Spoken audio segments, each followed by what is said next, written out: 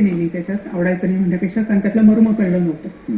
पण जेव्हा त्या समोरच्या स्टुडंटच्या लेव्हलला जाऊन आपण शिकवावं आणि त्याच्यानंतर आपल्याला खूप काही गोष्टी उपलब्ध जातात, असं जेव्हा मला कळलं तेव्हा मी शिकवणंही खूप एन्जॉय करायला लागले. आणि ते शिकवता शिकवता स्वतःलाही खूप शिकायला मिळायला लागलं मला.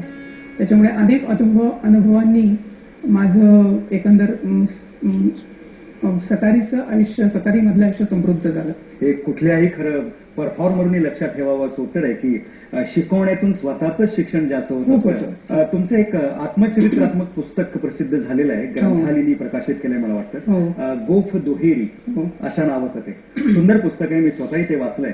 पण गोफ दुहेरीच का?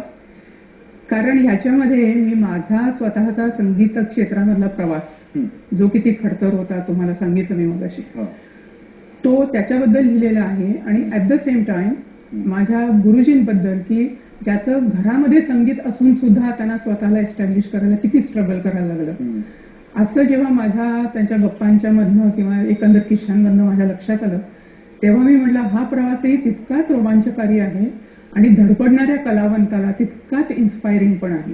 त्यापासून स्फूर्ती, प्रेरणा घेण्यासारखंही खूप आहे. म्हणून मी हे दोन्ही धागे एकत्र गुंफलेत, की एक माझा जीवन प्रवास संगीतातला आणि माझ्या गुरुचा, म्हणून ते गोफ दुहेरी. म्हणून तो गोफ दुहेरी विणला गेलाय.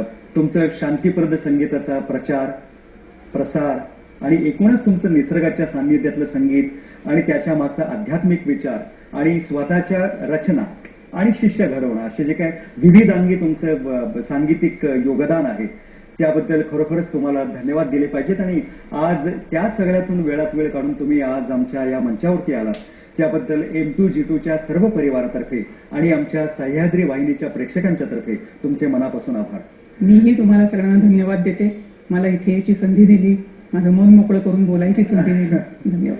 आणि ह्याच मोकळ्या मनाने आता तुम्ही या कार्यक्रमाची सांगता करताना काय ऐकवणार आहात? भैरवी मधलीच माझी एक रचना ऐकवणार आहे, जी रुद्र तालामध्ये. अरे वा.